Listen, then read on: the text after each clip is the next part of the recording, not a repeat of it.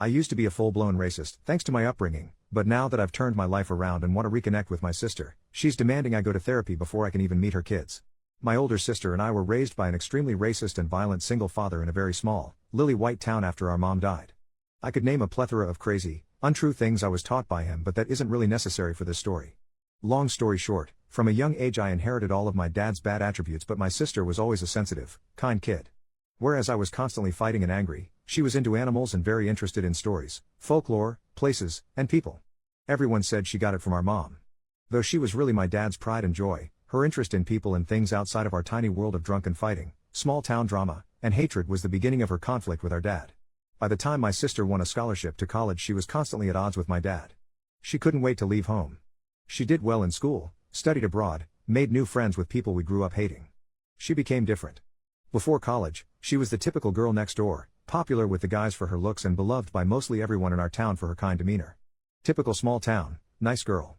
Then the rumors started about her getting brainwashed in college and her name basically became a bad word. I hate to admit it, but I started to believe those things because even our dad said them. Ironically, she eventually began dating this black guy, which was the biggest sin possible to a lot of people in our town, including me. I didn't understand it. Our dad was furious for a long time, but eventually it looked like he was coming around because he invited them to the house one afternoon. He started drinking in the driveway that morning, and by the time they arrived, he was hammered. They stepped out of the car to a barrage of slurs which instantly broke my sister into tears. Then he started throwing cold beer cans at them and I joined in. Both of them were bleeding and we dented the car up pretty good. They sped away, but until that moment, I'd never seen my sister cry like that. I was 13 then. Dad yelled that she was dead to him. I wouldn't see my sister for nearly 15 years after this. I didn't even know her boyfriend's name.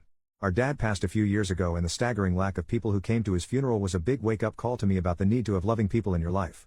After that, I moved to a bigger city for work.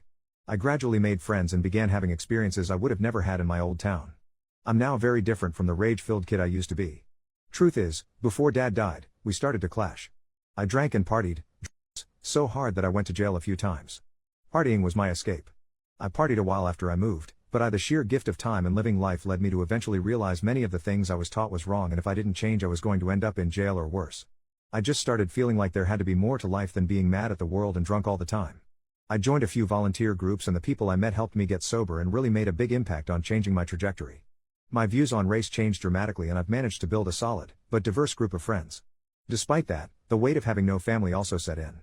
I missed my sister so much but was too ashamed to reach out.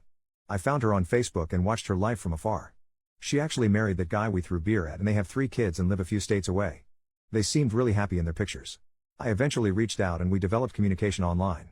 A few weeks in, I made the drive out of state and met her and her husband over dinner. We had some very tough, emotional talk, but overall it was a very constructive visit. I told them I wanted to be in their lives and even be an uncle to their kids. My sister then told me that I should hold off on all that for the moment. Given our upbringing and my history, she recommended I go to therapy or counseling before being introduced to her kids. She said they had worked hard to make sure their kids weren't exposed to the kind of adults we grew up with. I don't know why, but I took offense because she doesn't know what I've been through since my father died. I'm not that same hateful preteen. She doesn't know how I had to intentionally work hard and am still working hard to better myself. I'm not opposed to therapy, but to make it a requirement before even meeting her children seems excessive. I told her I would think about it, but I don't think I hid my disappointment too well. I'm pretty sure she sensed the change in our vibe because the rest of the dinner was a bit awkward. I haven't heard from her since. Am I wrong for not wanting to go to therapy just because she thinks I should? I mean, I'm literally considering moving several states away to be near them. Shouldn't that be enough for a start? Update 5 days later, thanks to everyone who reached out and offered kind and not so kind words. The feedback really did help open my eyes. I didn't expect it to blow up like it did. Unfortunately, I went to work after posting and didn't look at it until the end of the day. By then, the post was locked and I couldn't respond. I spoke with my sister on the phone after our dinner and she said she became physically ill after our meeting, particularly after I was hesitant on therapy.